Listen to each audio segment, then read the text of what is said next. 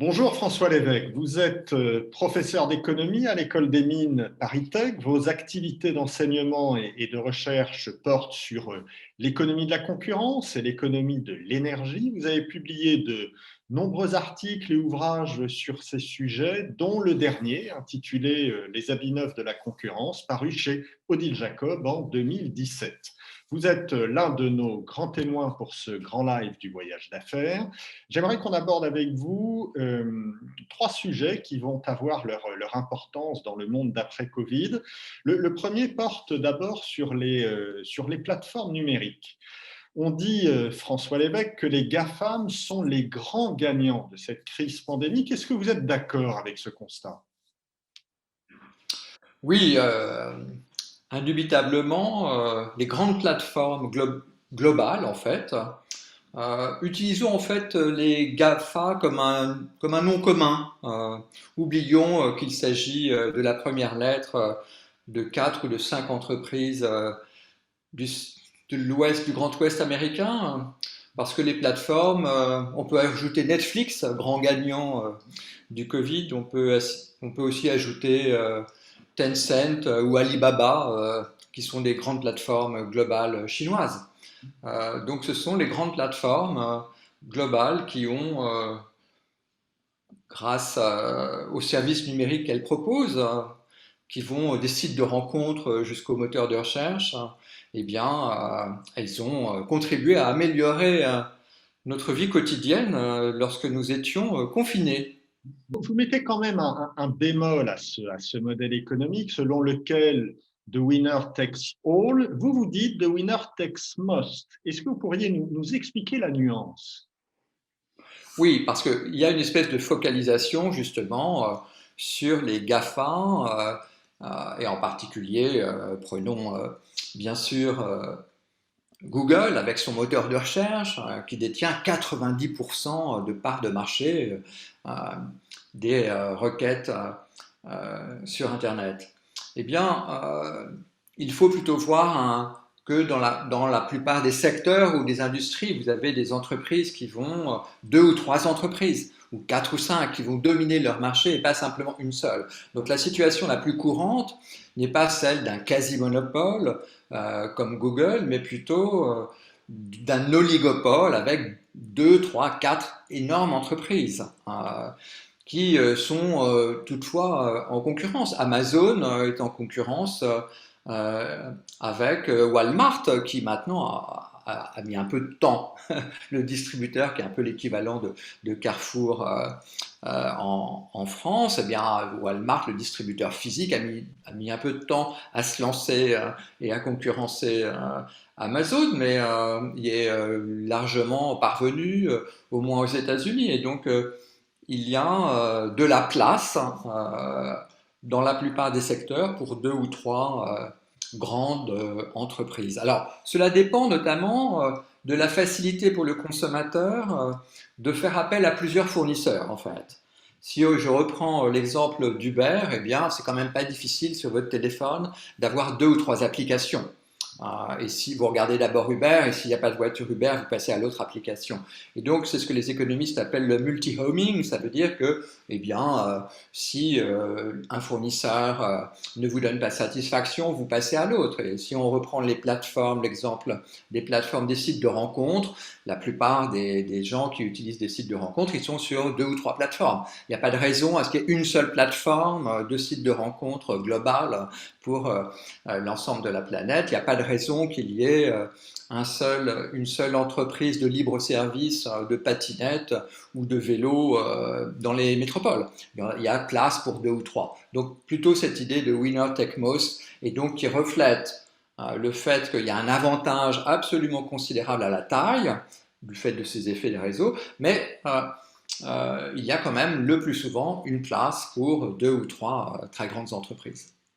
François Lévesque, cette situation d'oligopole, on l'a aussi dans le voyage avec des gens comme Booking, Expedia, Airbnb, sur le domaine de l'hébergement. Cette situation d'oligopole risque-t-elle de créer, selon vous, une situation de rente un peu confortable et qui pourrait nuire à l'innovation, ces entreprises finalement se reposant un peu sur leur laurier? Pour l'instant, Ça n'a pas l'air de se produire. C'est-à-dire que si vous regardez les efforts d'investissement, les efforts dans l'innovation, les efforts de redéploiement de modèles d'affaires d'Amazon, d'Apple, de Google, même de Airbnb ou d'autres, hein, de diversification, ils ne sont pas en train de se reposer. Ces grandes plateformes, ces plateformes globales, elles n'ont pas la tête sur un oreiller en train de s'endormir.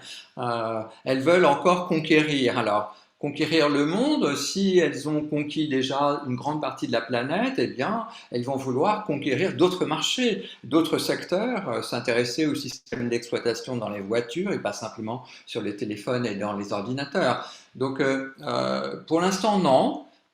Mais évidemment, ça peut se produire, c'est-à-dire on peut tout à fait concevoir que dans 10 ans, dans 15 ans, ces entreprises, eh bien, finalement, tellement protégées par des barrières à l'entrée contre des concurrents nouveaux entrants, finissent par lever un peu le pied, investir moins en innovation et en R&D.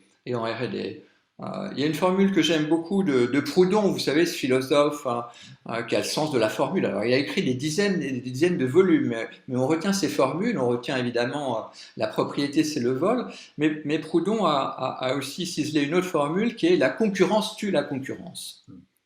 Et là, ça veut dire quoi? Ça veut dire que les Google, Amazon, etc., leur position dominante, ces entreprises les ont acquises par le mérite, fondamentalement. Le mérite et la chance, hein, n'oublions pas quand même la chance. C'est-à-dire qu'il faut du talent, mais il faut de la chance.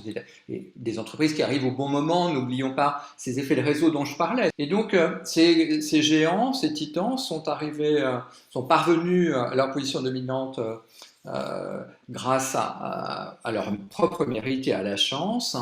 Eh bien, est-ce qu'ils vont être maintenant délogés et est-ce qu'ils vont maintenant... Alors, la concurrence tue la concurrence, c'est quoi? Proudhon veut dire que maintenant, voilà, Google a 90% du marché, est-ce qu'on va déloger Google?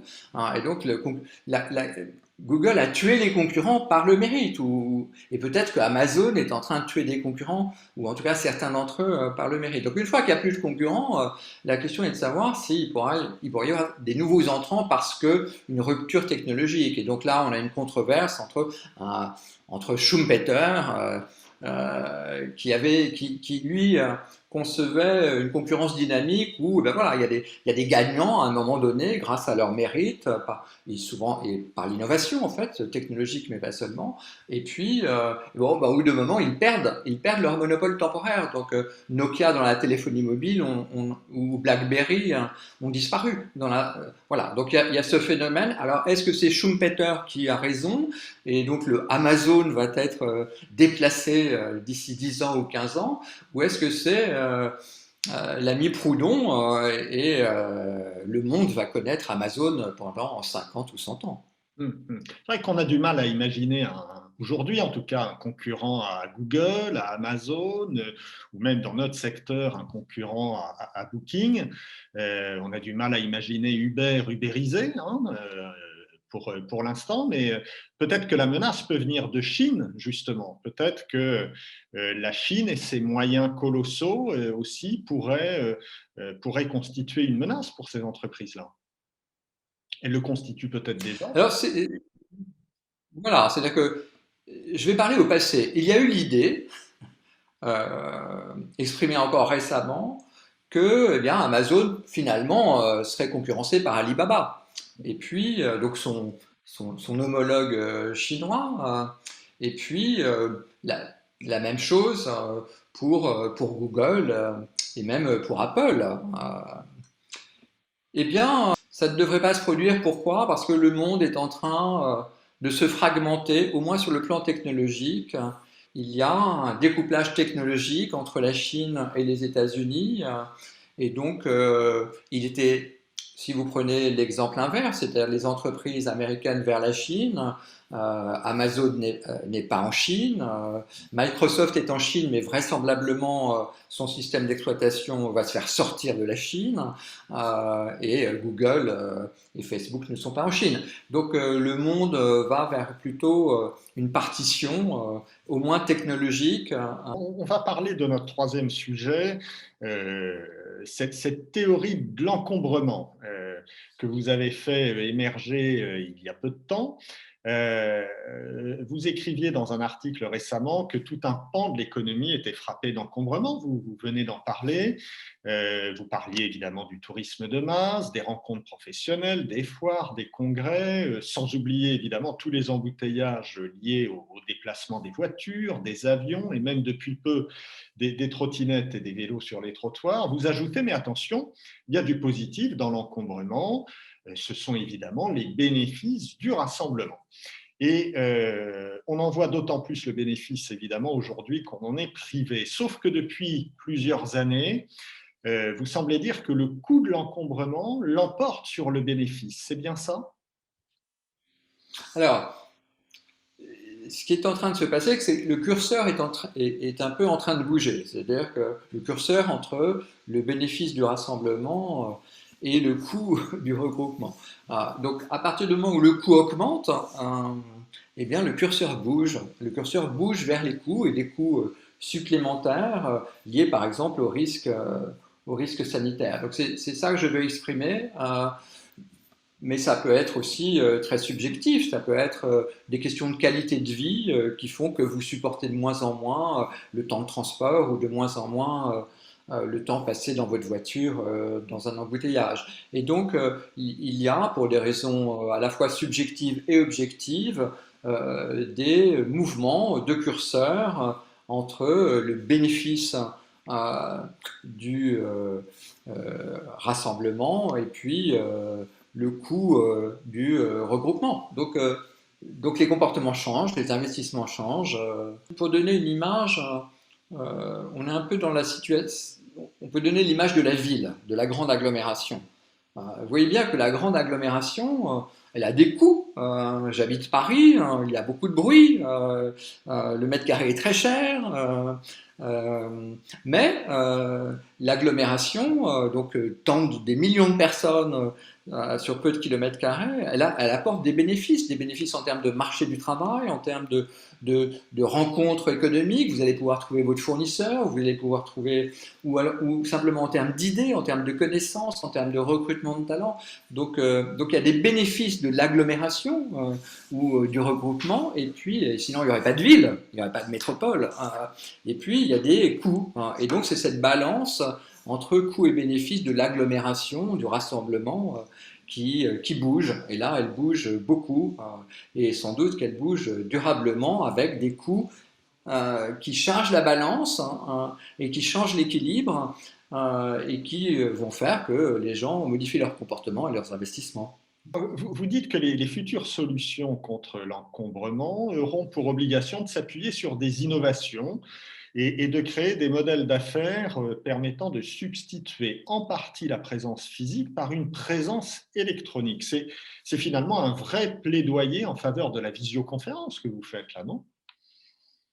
Ce n'est pas un plaidoyer, c'est que c'est pas un jugement de valeur ou c'est pas une préférence de ma part. C'est simplement, j'essaye d'observer, de comprendre ce qui est en train de se passer. Et donc, il y a un début de bascule d'une partie de service. Et donc les réunions dont nous parlions tout à l'heure, des réunions en face à face, en physique, une partie qui se fait substituer par des réunions virtuelles.